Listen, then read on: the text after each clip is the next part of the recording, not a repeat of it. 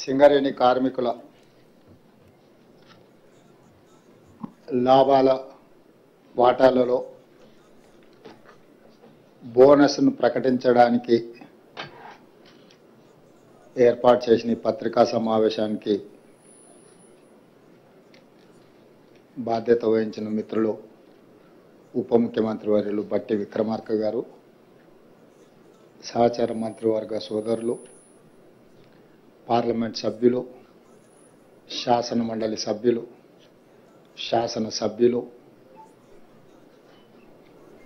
ఉన్నతాధికారులు,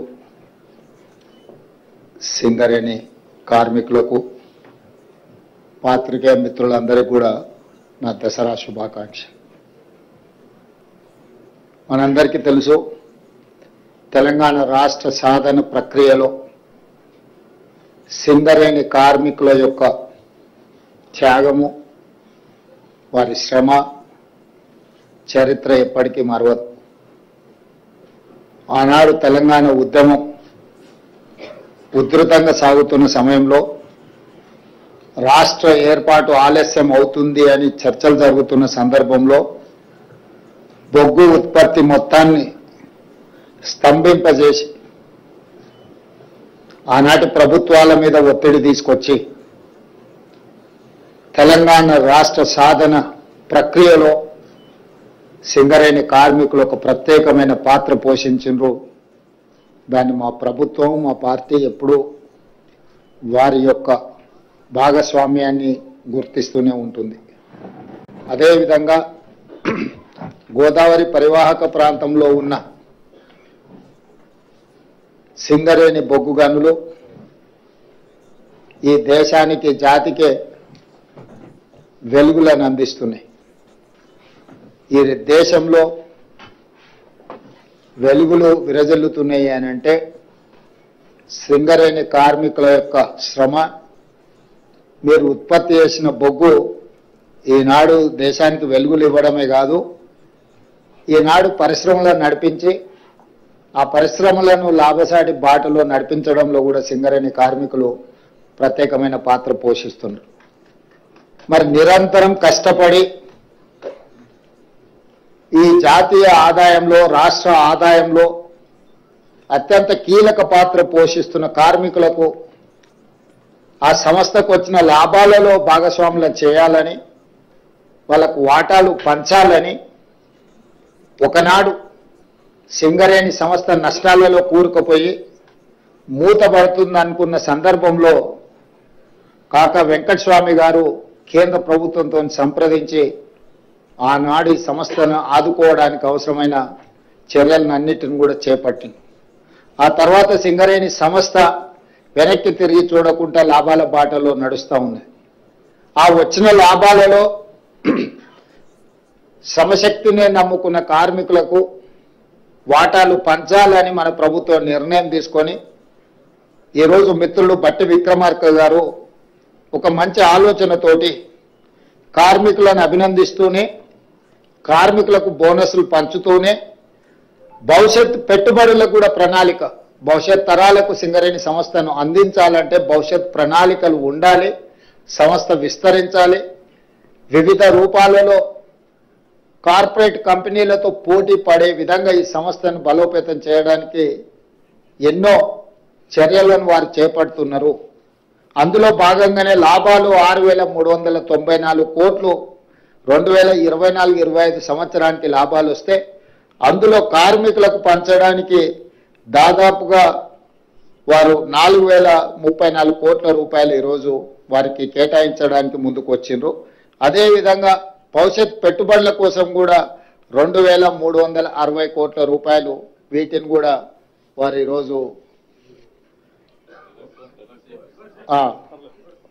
భవిష్యత్ పెట్టుబడుల కోసం 4,034 కోట్ల రూపాయలు, కార్మికులకు బోనస్లు పండుగ సందర్భంగా ఇవ్వడానికి 2,360 కోట్ల రూపాయలు, ఇవి 41,000 పర్మనెంట్ కార్మికుల కోసం ఈ బోనస్. అదేవిధంగా సింగరేణిలో ఉన్న కాంట్రాక్ట్ కార్మికులకు కూడా పండుగ సందర్భంగా మిగతా కార్మికులకు బోనస్ వచ్చి వీళ్లకు బోనస్ లేకపోతే వాళ్ళు మనసు చిన్నపుచ్చుకుంటారని ఆలోచన చేసి మొట్టమొదటిసారి పోయిన సంవత్సరం భారతదేశంలోనే మొదటిసారి ప్రతి కార్మిక కుటుంబానికి 5,000 రూపాయల బోనస్ ఇవ్వాలని పోయిన సంవత్సరం నిర్ణయం తీసుకోవడం జరిగింది మొట్టమొదటిసారి. ఈసారి 5,500కు పెంచి 30,000 మంది కార్మికులకు దాదాపుగా 819 కోట్ల రూపాయలు ఈ కాంట్రాక్టు కార్మికులకు కూడా ఈ పండుగ సందర్భంగా బోనస్ ఇవ్వాలని మా ప్రభుత్వం నిర్ణయం తీసుకున్నది. అందుకే ఈరోజు సింగరేణి కార్మికులకు మనస్ఫూర్తిగా శుభాకాంక్షలు తెలియజేస్తూ దసరా మీరు ఉత్సాహంగా జరుపుకోవాలి. ఈ దసరా పండుగ మనలో నూతన ఉత్తేజాన్ని నింపాలి. సింగరేణి సంస్థ మరింత లాభాల బాటలో నడవాలి. సింగరేణి సంస్థ కార్పొరేట్ కంపెనీలతో కూడా పోటీ పడి ఈరోజు తలెత్తుకునే విధంగా ఈ సంస్థను నడిపించాలన్న ఆలోచనతోటి ఈరోజు ఈ లాభాలను కార్మికులకు పంచడమే కాకుండా లాభాలలో నుంచి కొంత భవిష్యత్తు పెట్టుబడులకు కూడా ఒక ప్రణాళికబద్ధంగా ముందుకు వెళ్తున్నది. దీనికి సంబంధించి మా డిప్యూటీ సీఎం గారు కార్మిక సంస్థలతో మాట్లాడి భవిష్యత్తు విస్తరణ ఏ విధంగా ఉండాలి, గతంలో ప్రభుత్వం నామినేషన్ బేసిస్ మీద మైన్లు ఇవ్వడానికి వీల్లేదు, మేము అన్ని టెండర్లు పిలుస్తామని కేంద్ర ప్రభుత్వం నిర్ణయం తీసుకొని సింగరేణి ప్రాంతంలో 2 గనులను ప్రైవేటు సంస్థలకు కట్టబెట్టడం జరిగింది. ఆనాడు సింగరేణి కార్మికులు ఆనాటి ప్రభుత్వం టెండర్లలో మేము పాల్గొనము అని చెప్పి నిర్ణయం తీసుకోవడం వల్ల మనం ఏ టెండర్లు కూడా కాంపీట్ చేయలేకపోయినాం. ఆ తర్వాత కార్మిక సంఘాలను పిలిచి ఈ విధంగా మనం టెండర్లలో పాల్గొనకుండా మనం పోటీలో లేకుండా పోతే ప్రైవేట్ సంస్థలకు లాభం చేకూర్చిన వాళ్ళం అయితే భవిష్యత్తులో మనం ఈ టెండర్లు కూడా పాల్గొనాలి, మనం కూడా పోటీలో గనులను సాధించడం ద్వారా సింగరేణి సంస్థను విస్తరించుకోవాలనే నిర్ణయం కూడా జరిగింది. ఈ మధ్యకాలంలో కార్మిక యాజమాన్యాలు నా దగ్గరకు వచ్చి ప్రైవేటు వ్యక్తులకు కట్టబెట్టిన ఈ గనులను కూడా మీరే సింగరేణి సంస్థనే బొగ్గు వెలికి తీసే కార్యక్రమాలను కూడా చేపట్టడానికి ఏం అవకాశాలు ఉన్నాయో వాటిని కూడా పరిశీలించండి అని చెప్పి వాళ్ళు రిప్రజెంట్ చేసింది.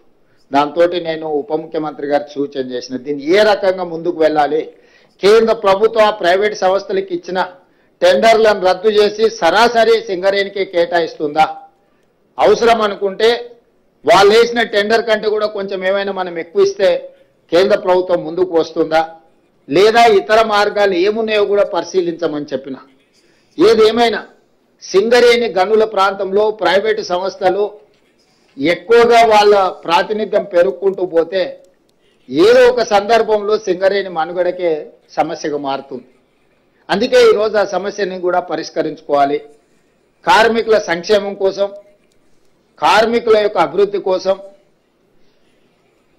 ఆ వచ్చిన లాభాలలో కార్మికులను భాగస్వాములను చేయాలన్న ఆలోచనతోని మా ప్రభుత్వం ముందుకు వెళ్తుంది. భవిష్యత్తులో కూడా కార్మికులను ఆదుకోవడమే కాకుండా అన్ని రకాలుగా వారి సమస్యలను పరిష్కరించడానికి ప్రభుత్వం ఎల్లవేళలా సిద్ధంగా ఉంది.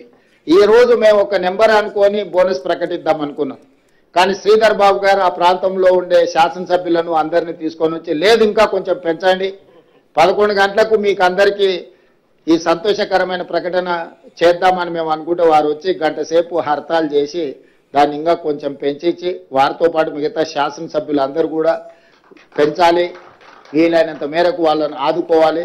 మేము అక్కడికి వెళ్ళిన తర్వాత వాళ్ళందరినీ కార్మిక సంఘాలను కార్మికులను కలిసేది ఉంటుందని వారు చెప్పడం సూచన చేయడం, మేము అనుకున్న దానికంటే కూడా కొంచెం బోనసు పెంచే నిర్ణయం తీసుకొని వచ్చి ఈ పత్రికా సమావేశంలో ఈరోజు అనౌన్స్ చేసిన